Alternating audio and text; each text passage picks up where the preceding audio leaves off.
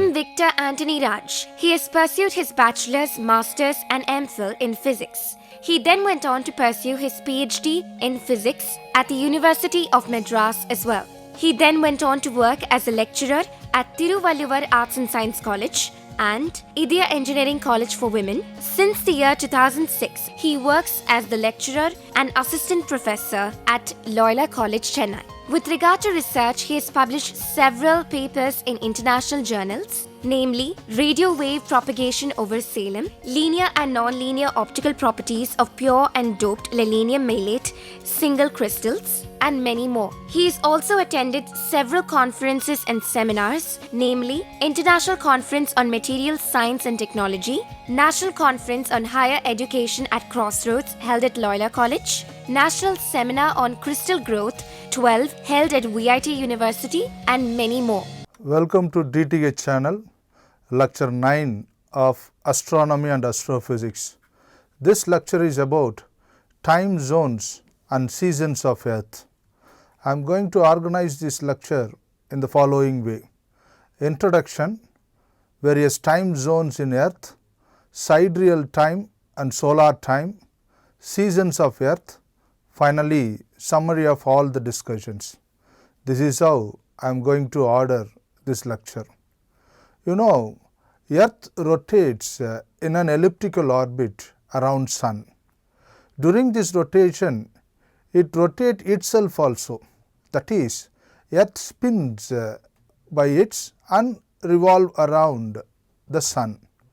This rotation of self-rotation of Earth causes day and night in Earth.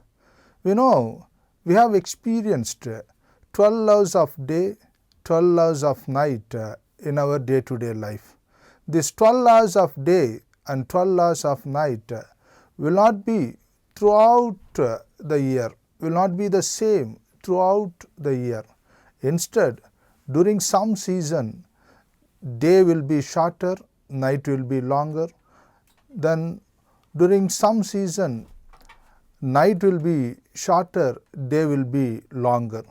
So, this variation in day and night is due to the tilting of Earth in its axis, in its own axis. So, Earth's axis is tilted 23.5 degree from the ecliptic. Ecliptic means the orbital plane of Earth. We know Earth revolves around Sun in an elliptical orbit. The orbital plane is called ecliptic. Here, that orbital plane is considered as a perpendicular one. With respect to that ecliptic, Earth's axis is tilted to 23.5 degree. That is the understanding of Earth's tilting which causes the seasons in Earth. Then coming to time formats used all over the world. Different countries use different time formats. If you start counting the number of time formats used all over the world, it goes. We can't count the number of time formats used by different countries. But astronomically speaking, only there will be 24 time formats, time zones are there. We are going to discuss the time zones and seasons in this lecture. Universal time, among the time format used all over the world, universal time is the widely accepted one in the world. Then coming to the astronomical measurements like movement of stars, movement of planets, how much time planets takes, all these things can be calculated using sidereal time. This sidereal time is the time taken by Earth to complete one rotation. Solar day is 4 minutes larger than sidereal time. So, there is a discrepancy between sidereal time and solar time. It is measured that solar time is 4 minutes larger than sidereal time, We are using that solar day in our day-to-day life, which is 24 hours per day. So sidereal time is 23 hours 56 minutes. So that's sidereal time. We are going to discuss these concepts deeply in this lecture. Time zones in Earth. As I told, there are 24 time zones in Earth. But actually speaking, due to various boundaries and political reasons, different countries uses more time zones than the actual one. So number of time zones are not confined to 24 practically. Theoretically speaking, 24 time zones are the permitted time zones in Earth. Time can be measured in a number of ways. I am going to list few possible ways to measure time. First one is the passage of time via the orbital motion of Earth and other planets in the solar system. This measurement of time is called dynamical time. Then time based on the rotation of Earth on its axis with respect to the stars. So here the celestial sphere comes into picture. We know celestial sphere is an imaginary sphere around Earth with infinite radius. In that celestial sphere only all the celestial objects are moving. It is assumed that all the celestial objects are moving in this celestial sphere. So time taken by the celestial objects to move in the celestial sphere with respect to rotation of Earth on its axis is called universal time. Then finally, we can measure time through the oscillation of atoms also.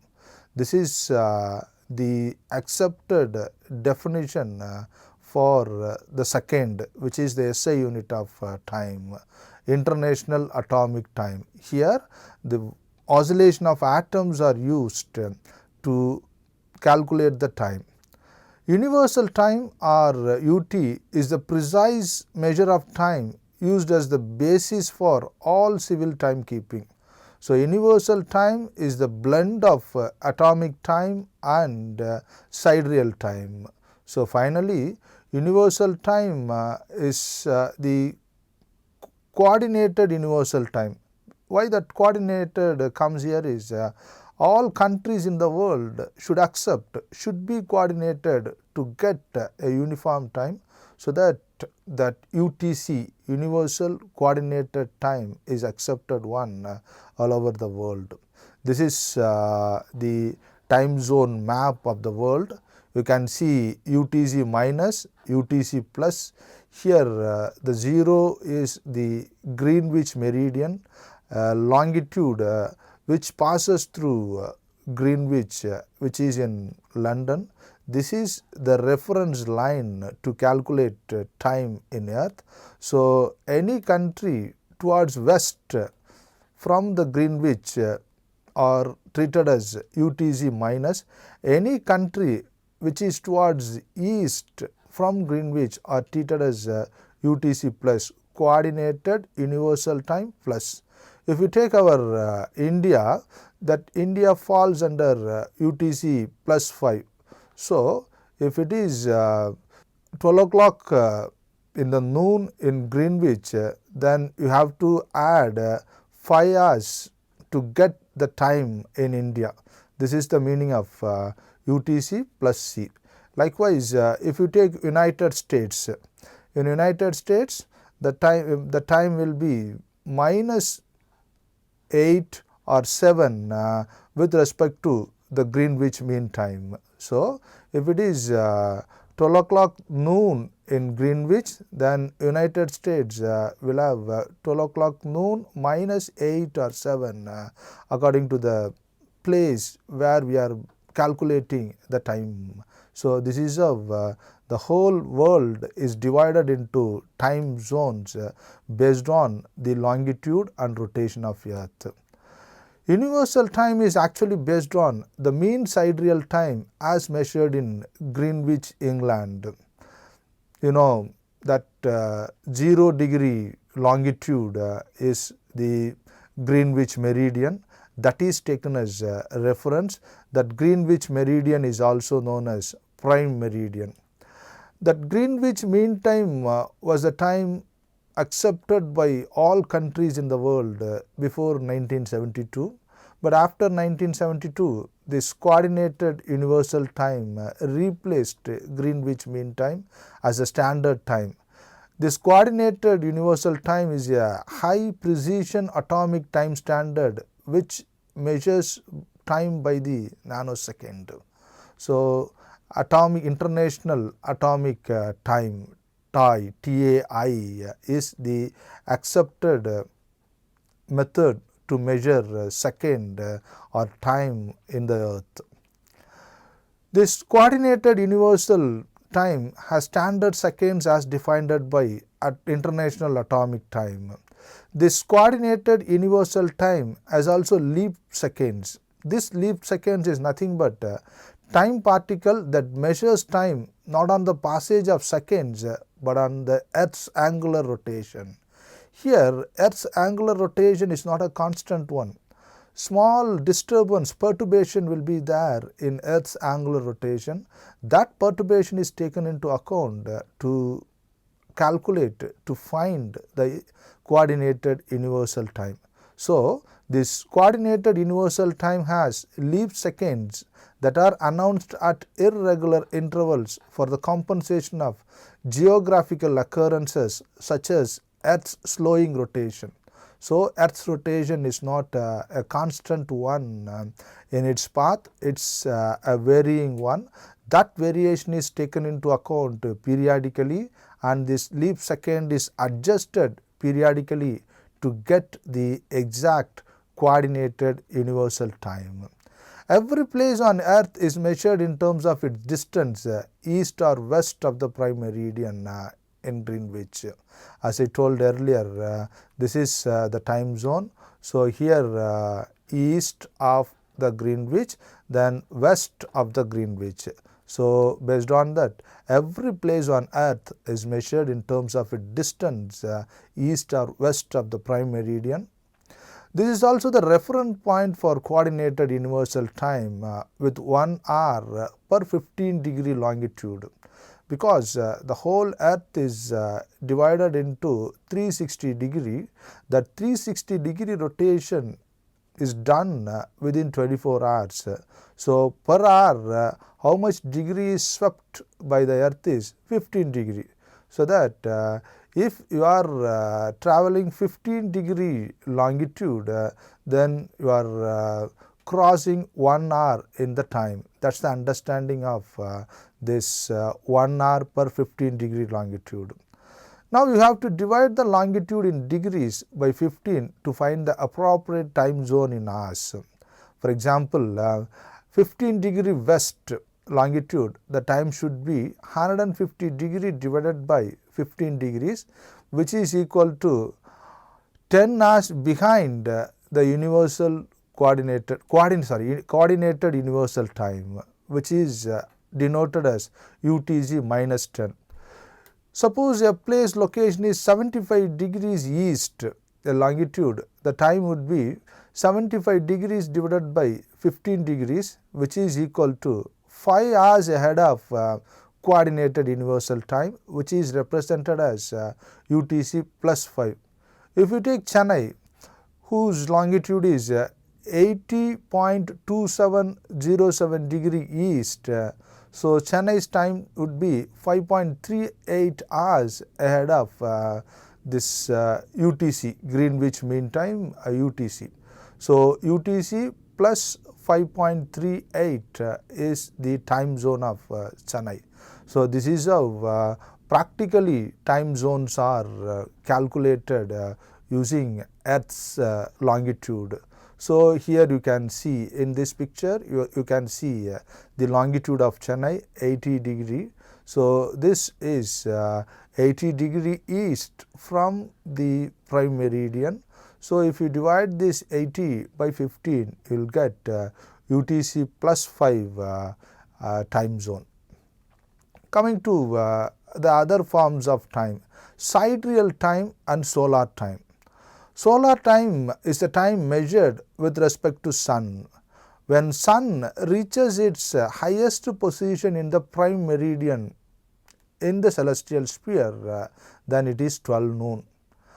How much time Earth takes for the sun to reappear in its place is called solar time.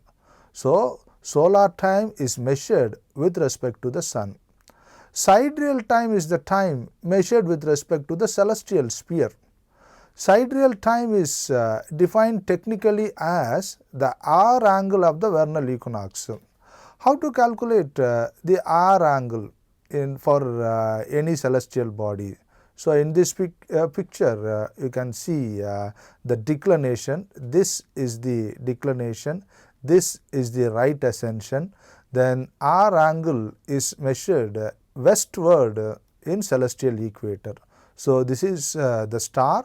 So, the hour angle of the star will be from the Earth's position, observer's position in the Earth, projected in the celestial sphere westward through the celestial equator to the star. So, that is the hour angle. So, sidereal time is defined technically as hour angle of the vernal equinox. Solar time is technically hour angle of the sun plus 12 hours. Sidereal time shifts with respect to clock time as we go around the sun. Sun will move in the celestial meridian. Sun's path will move, sun will move in the celestial meridian. So, position of the sun will be measured for different things, then you will get the sidereal time. Viewed from Earth, the celestial sphere rotates through 24 hours of right ascension in a sidereal day. This is the connection between the right ascension and the sidereal day. So, an observer is standing in Earth and the celestial sphere rotates through 24 hours of right ascension, that is equal to sidereal day. Hour angle of an object is its position measured around the celestial equator westward from the observer's meridian. So, if this is the position of the observer meridian is this one. So, with respect to the observer meridian, you have to take a westward to get the hour angle of the particular object in the sky. Owing to the ellipticity of Earth's orbit on the obliquity of the ecliptic, that is tilting of Earth's orbit, plane of the Earth's orbit, the sun does not appear to travel through the sky at a uniform rate, so that we will get variation in solar time. So, mean solar time is taken as a referred one, So, mean solar time is referred to an imaginary body, the mean sun, which travels around the celestial equator, not the ecliptic, at a constant rate of 360 degree per year. So, this is the celestial equator, green line. Celestial equator is the one, the projection of Earth's equator on the celestial sphere. Then this red line is the ecliptic orbit, plane orbit of the Earth, plane orbit of the Earth. So, this is the sidereal time. Here you can see that first point of Aries. Aries is a constellation of star.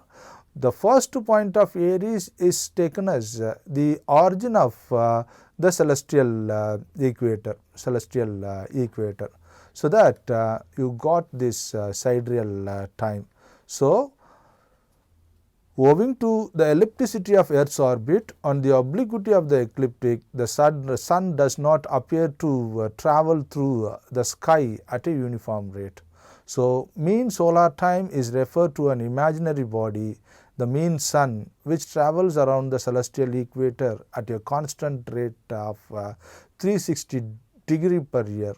Mean solar time is defined as hour angle of the mean sun plus 12 hours. So, this is how mean solar time is defined. Coming to the other points in sidereal time and solar time. one of the 2 points on the celestial sphere where the ecliptic and the celestial equator crosses one another. So here you can see this is the point where the celestial equator and the ecliptic crosses one another. Another point is this one. So this point is taken as the first point of Aries, which is actually in pieces now, because the first point of Aries is keep on moving. Aries is the constellation of stars, then Pisces is also a constellation of stars. This first point of Aries defines the 0 point for right ascension, which is origin for the measurement of sidereal time. In the northern hemisphere, this is the vernal equinox, before which North Pole is tipped away from the sun. During this vernal equinox period, days are shorter than nights. So this is how the sidereal time measurement varies with respect to the rotation of Earth. After the equinox, the North Pole is angled towards the sun. So during the equinox, the North Pole is tipped away from the sun. After the equinox, the North Pole is angled towards the sun. So in this situation, what happens is days start to become increasingly longer than nights and moving the northern hemisphere into spring and summer. So you can consider this as a starting point to understand the seasons in Earth. For the southern hemisphere, these effects are reversed. The autumnal equinox occurs and day starts to become shorter than nights. So in this picture, you can see the vernal equinox where this ecliptic, this is the ecliptic, and the celestial equator, this is the celestial equator meets. Ecliptic and celestial equator meeting point is vernal equinox. So this is the autumnal equinox. Here that days are longer and nights are shorter. Then solstice, this is December solstice or winter solstice. This is June solstice or summer solstice. These are the 4 positions of sun earth connection, 4 positions of sun earth connection to understand the seasons of Earth. I will elaborate this more in the coming slides. Universal time. The next important thing about is universal time. Astronomers use universal time for most everyday purposes. This can be taken as the mean solar time and the Greenwich meridian. Universal time is actually calculated from sidereal time. We know the definition of sidereal time. This universal time has 2 denomination, UT0 and UT1. That UT0 is the result of this calculation. The calculation is after including the sidereal time. UT1 is corrected for Earth's polar wobble. That means in poles, Earth's motion is not constant. It oscillates or perturbs here and there, so that UT1 time, universal time 1 comes. Astronomers mostly use this universal time 1. Coordinated universal time is used for time signal broadcast. In some astronomy lab, if they want to send signal to any of the satellites which is orbiting in the space, this coordinated universal time is used. This coordinated universal time is derived from International Atomic Time, TOI, from which it differs from a whole number of seconds. This coordinated universal time differs from International Atomic Time from a whole number of seconds. This coordinated universal time is linked to UT1, from which it never differs by more than 0.9 seconds, hence the use of leap seconds to keep them in the step. This is how universal time is helpful for the astronomers and astronomy lab to send signals to different satellites in the space. So these are the positions of sun for Earth. So this is how time can be learnt in astronomy elaborately. Now let's come to seasons of Earth. There are 4 seasons in Earth. All these 4 seasons are, people believe that all these 4 seasons are due to Earth is closer to the Sun in the summer, and that is why it is hotter. Likewise, people think Earth is farthest from the Sun in the winter. That is why we get cold atmosphere. This idea makes sense, but this idea is not completely correct. It is true that Earth's orbit is not a perfect circle. Earth's orbit is an ellipse. During part of the year, Earth is closer to the Sun than at other times. We know that. In the northern hemisphere, we are having winter when Earth is closest to the Sun, and summer when it is farthest away. Compared with how far away the Sun is, this change in Earth's distance throughout the year does not make much difference to our weather. So, there is a different reason for Earth season.